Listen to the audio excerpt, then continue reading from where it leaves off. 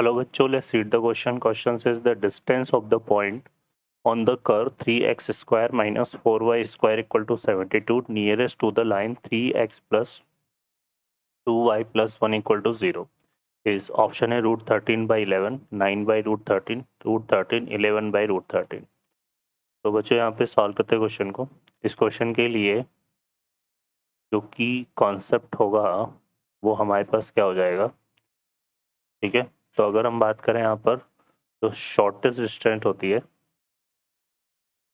shortest distance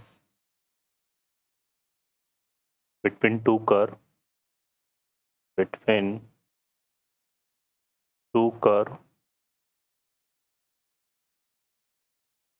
defined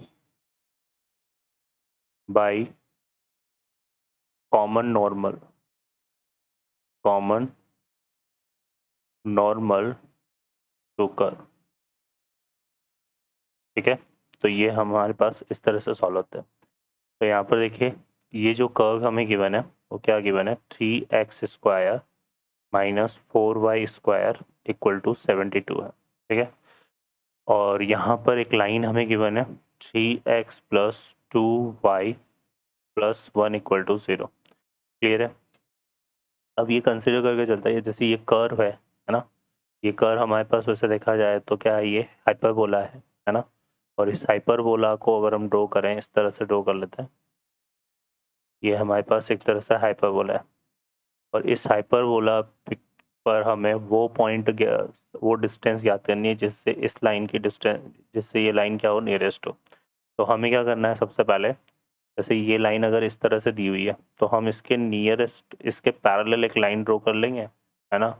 और ये जो पैरेलल लाइन है ये इसको जहाँ टच करेगी उसके बीच में और इसके बीच की जो डिस्टेंस होगी वो सबसे क्या होगी, शॉर्टेस्ट डिस्टेंस. तो हमें क्या करना है, सबसे पहले हमें क्या फाइंड करना है, tangent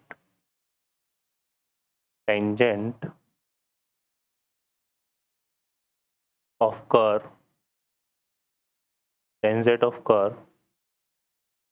3x square minus 4y square equal to 72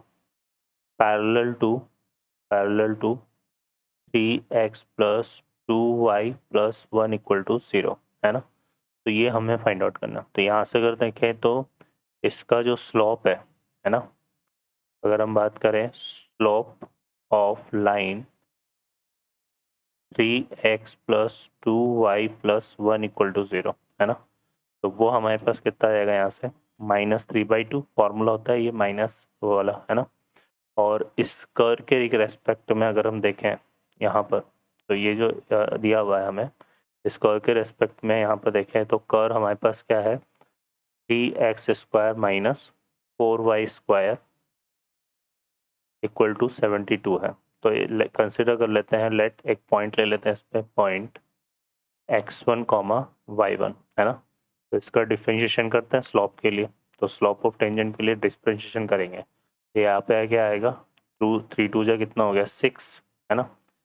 6x क्या जाएगा माइनस यहाँ पे 8y dy/dx और ये इक्वल टू 0 हो जाएगा. तो यहाँ से dy/dx निकाल लेते हैं x1, y1.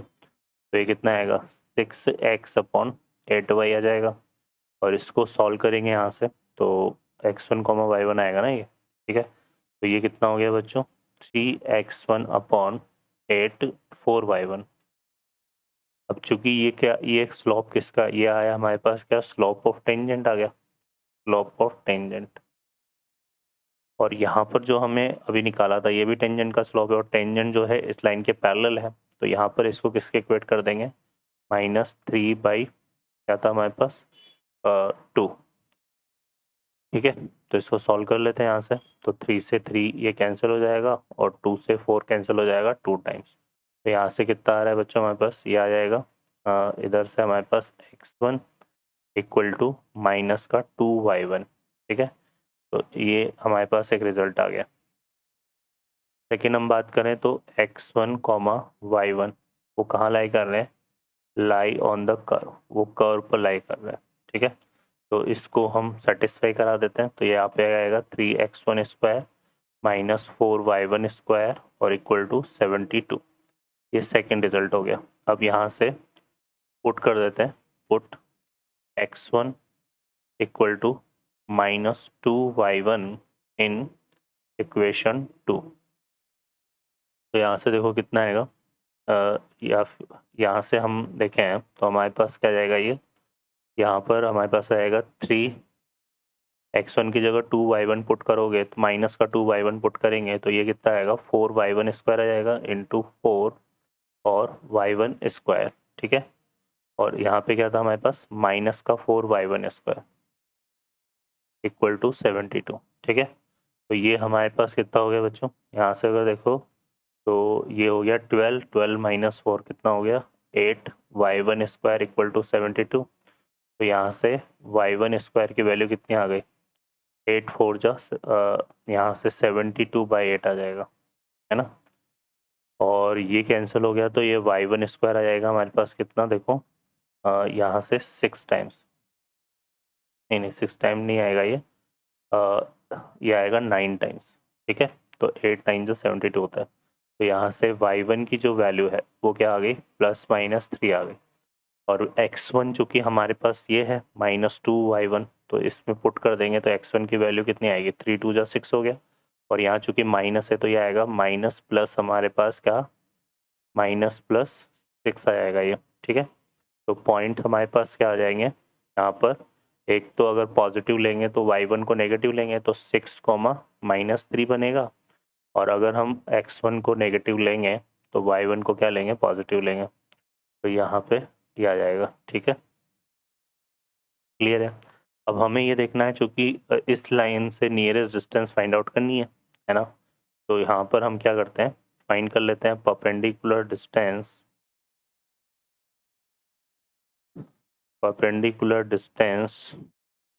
Of 6, -3 from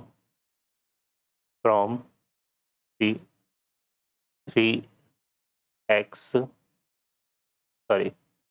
of 3x plus 2y plus 1 equal to 0 from 6, -3। तो यहाँ से देखो क्या आएगा 3 इंटू 6 प्लस 2 इंटू -3 +1 ही था ना यहाँ, +1 और अपॉन आ जाएगा अंडर रूट क्या 3 का स्क्वायर प्लस 2 का स्क्वायर। तो ये हमारे पास देखो कितना हो गया, ये हो जाएगा हमारे पास 3 6 का कितना हो गया 18, और ये हो गया माइनस का 6, 18 - 6 कितना हो गया 12, 12 + 1 कितना आ गया 13। ठीक है, और यहाँ से 3 का स्क्वायर 9 और 2 का स्क्वायर कितना हो गया 4।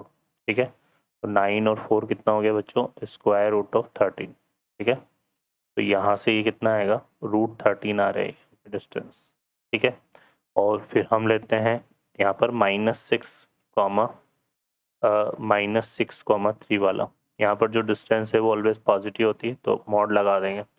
अब यहाँ से ले लेते हैं तो यहाँ पे देखो कितना आएगा, अगर हम क्या लेते हैं निकाल लेते हैं क्या डिस्टेंस फ्रॉम सेकेंड पॉइंट क्या था -6, 3, तो क्या आएगा ये 3 इंटू -6 आएगा प्लस 2 इंटू 3 आ जाएगा +1 और अपॉन अंडर रूट वही 3 का स्क्वायर और प्लस 2 का स्क्वायर। तो ये कितना आ गया माइनस का 18 प्लस का 6 तो माइनस का 12 और माइनस का 12 प्लस का 1 करेंगे तो कितना आएगा ये माइनस का √11 और मोड लगा रहे हैं तो यहाँ से कितना जाएगा बच्चों 11 अपॉन √13। अब देखो ये 13 अपॉन √13 है ना, और ये 11 अपॉन √13 है, तो यहाँ पर जो ग्रेटेस्ट इन दोनों में जो ग्रेटेस्ट वैल्यू है √13 ग्रेटेस्ट होगा टू 11 अपॉन √13 है ना। तो हमें चाहिए नियरेस्ट डिस्टेंस, तो नियरेस्ट डिस्टेंस की अगर हम बात करें नियरेस्ट डिस्टेंस की अगर हम बात करें नियरेस्ट डिस्टेंस तो ये कितना हो जाएगा हमारे पास 11/√13। ठीक है बच्चों, तो ये हमारा आंसर होगा। तो ऑप्शन यहाँ से देख लेते हैं, D option is the correct answer.